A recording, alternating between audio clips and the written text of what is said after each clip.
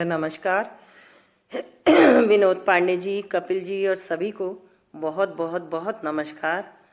आदेश हुआ था कि मानव संबंधों रिश्तों पर मैं कोई छोटी सी कविता सुनाऊं।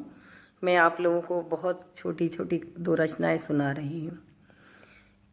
एक दादी अपने पोती पोतों को सुला रही थी, धीरे धीरे सर सहला रही थी।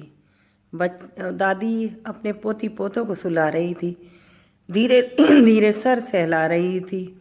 बच्चे बीच बीच में चिल्लाते थे, दादी मेरी है, दादी मेरी है।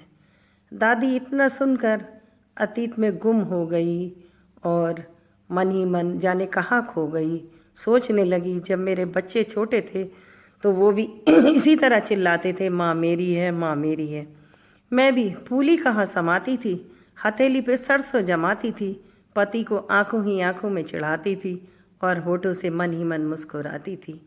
आज वो मेरे बच्चे सयाने हो गए हैं और मुझसे बेगाने हो गए हैं, बहुत सयाने हो गए हैं, मुझसे बेगाने हो गए हैं। दोनों एक दूसरे को गरियाते हैं, नज़रों ही नज़रों में जाने क्या समझाते हैं, जाने क्या क्या कह जाते हैं। माँ तेरी है तू रख ले, माँ तेरी है तू रख ले, माँ तेरी है तू रख ले, माँ तेरी है तू रख ले। इसी तरह एक और रचना सुनाती हूँ जो एक नादान बेटी और माँ के रिश्तों पर आधारित है। सुनिएगा। एक छोटी बच्ची जब माँ को उदास पाती थी तो माँ से कहती थी, माँ क्या हुआ है, चुप क्यों हो? माँ कहती थी, बेटी कुछ नहीं, बस यूं ही जी घबरा रहा है और कुछ भी नहीं है। जब बच्ची माँ को आंसू पोंछते हुए देखती थी तो कहती थी, माँ रो रही हो? माँ कहती थी, नहीं बेटी कुछ नहीं, आँख में कुछ गिर गया है। बच्ची सोचती थी कि माँ हमें तो सच बोलने को कहती हैं और खुद हमेशा झूठ बोलती हैं, आखिर ऐसी बात क्या है। धीरे धीरे बच्ची बड़ी होने लगी, माँ की भावनाओं को थोड़ा थोड़ा समझने लगी।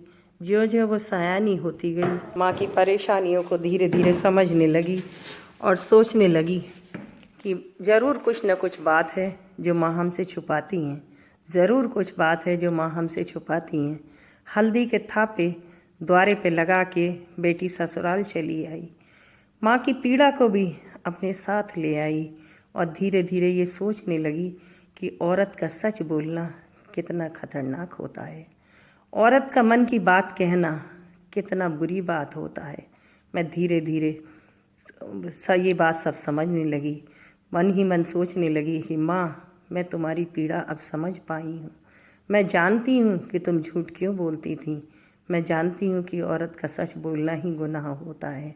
मैं मायके जब भी जाती हूँ तो माँ का तकिया अभी भी सीला सीला सा पाती हूँ और सोचती हूँ कि जी चाहता है चीख चीख कर रोऊँ और चिल्लाऊँ और ज़ोर से कहूँ कि माँ मैं तुम्हारी पीड़ा समझ गई हूँ, माँ मैं तुम्हारा दर्द जान गई हूँ, क्योंकि अब मैं भी माँ बन गई हूँ, क्योंकि अब मैं भी माँ बन गई हूँ, क्योंकि अब मैं भी माँ बन गई हूँ। धन्यवाद।